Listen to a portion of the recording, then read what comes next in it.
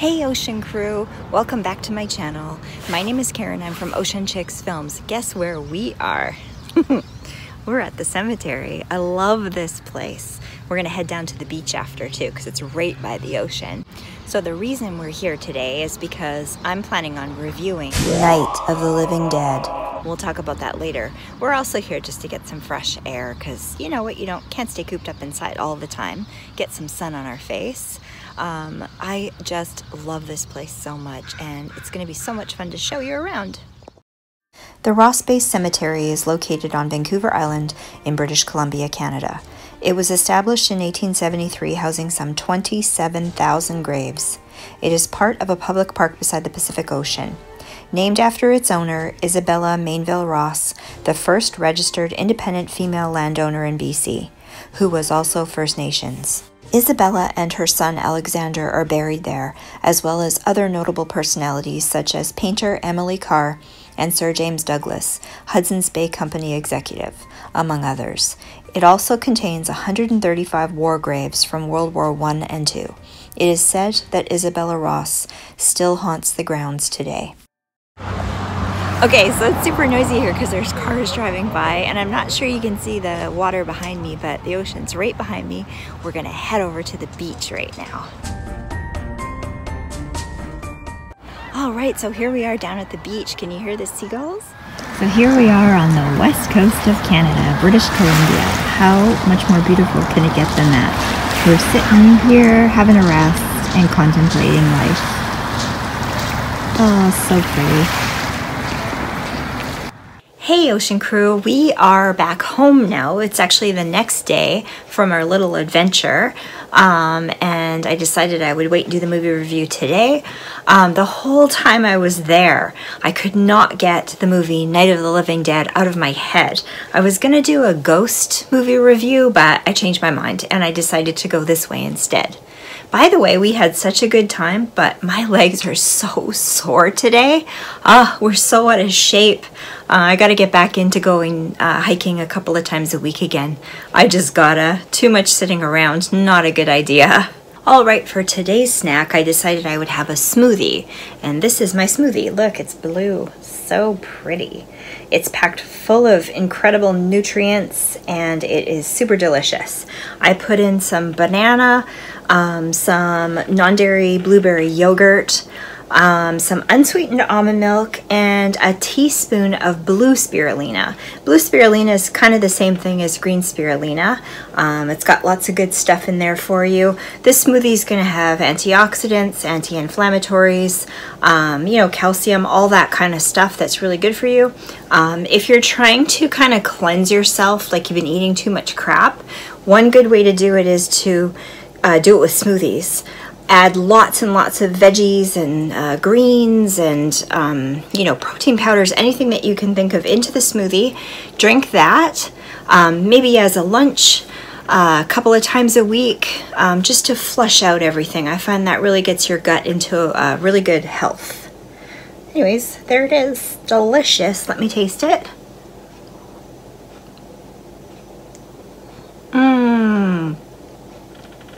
So delicious. Just love this smoothie. It's a great combo. I love blueberries. They're one of my favorite fruit. And no extra added sugars, but it tastes just like a decadent dessert. You should try it. You guys grab your snack and let's get started. Night of the Living Dead from 1968 is an American independent horror film. The radiation from a fallen satellite causes the recently deceased to rise from the grave and seek the living to use as food. Directed by George A. Romero. All right, Night of the Living Dead from 1968. It's a black and white film. It's a classic horror film, classic zombie film. Anyhow, it starts out with this sort of country winding road in the middle of nowhere, and this car comes driving down, and in the car are two people, a lady named Barbara and her brother, Johnny. And they're driving to the cemetery to go put some flowers on their father's grave. And they get to the cemetery and they get out, and they're kind of bickering and teasing each other, and the brother's kind of angry that they have to be going there at all, but the sister is insistent that they go and pay their respects, especially on behalf of their mom. So they go to the grave, they put the flowers down, and he's teasing her and saying, remember when you were a kid, you were scared when you were here. Gets her really angry, and he looks behind and he sees that there's this kind of strange man, dressed in a suit, walking a little bit strangely behind them in the distance. He doesn't pay much, mind to him. And then he teases Barbara, and he says the famous line of the movie. They're coming to get you, Barbara. Love that line. That's my favorite, one of my favorite lines of all time in a movie, especially in a horror movie.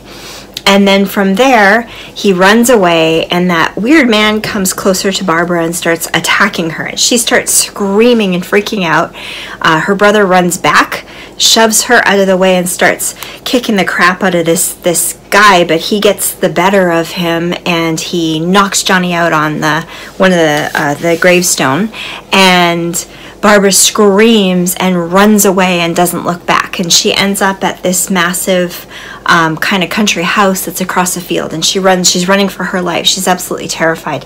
She runs to the house, tries to find a way in, gets in, and is just trying to absorb everything that just happened. And then this man drives up, and it terrifies her. He drives up, he comes barging in and starts saying, we need to board up all the windows and close everything up, and starts talking about what's happening out in the world right now. So apparently there's this apocalypse happening with all of these weird, strange people that are walking around like zombies and attacking everybody and eating their flesh, and they don't know why.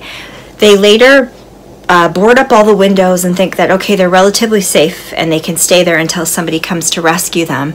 They find in the cellar there are more people that are hiding out there. There's a husband and wife, their daughter who's ill, and this other couple that are locked down there. And they come up and they all start bickering and arguing about what the best thing to do is, to stay in the cellar or to stay in the house for safety.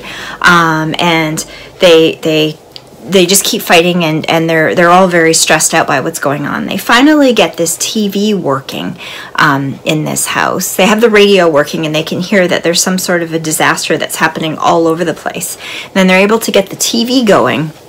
And on the TV station, it shows that they're informed to kind of stay in their homes or wherever you are, stay wherever you are, and don't go out. That there's rumor that this satellite coming back to Earth let off radiation on the Earth, and that's what's causing people to kind of turn into zombies.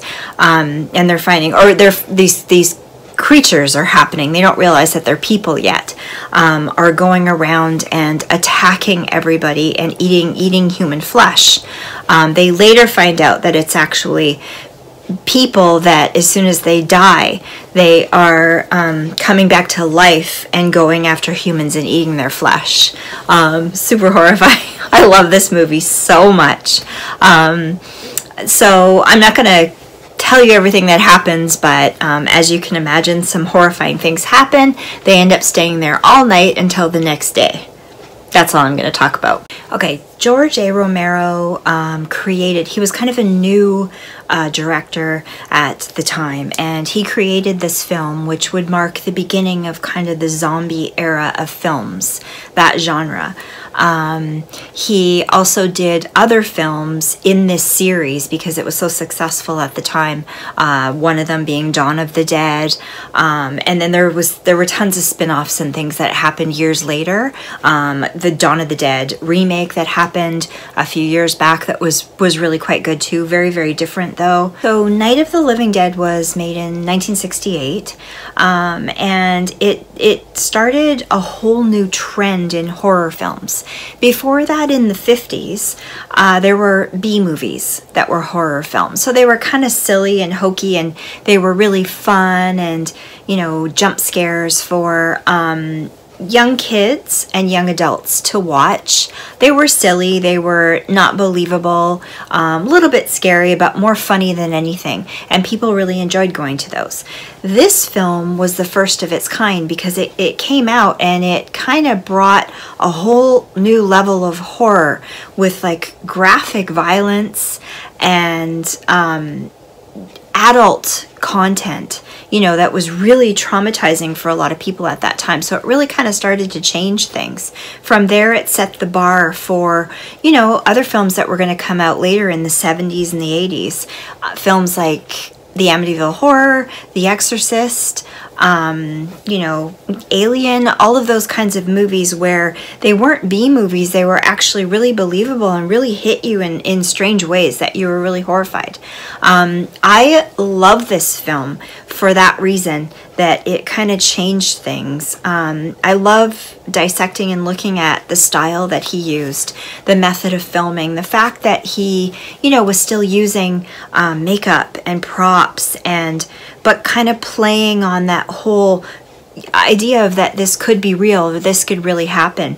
There is a part in the movie that I will give away.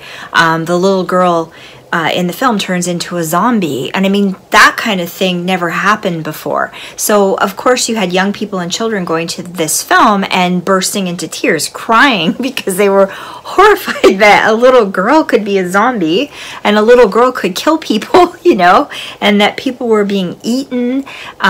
You can see body parts and all that kind of thing. Really gross and really disgusting, but I think that's amazing how that took movies to a different level as far as the horror zombie movies go. I loved so many elements of this film. I loved the makeup. I loved the, you know, blood and gore that they put into it. I love that. I love the characters. I liked the actors were fantastic that they chose. They were perfect for the parts.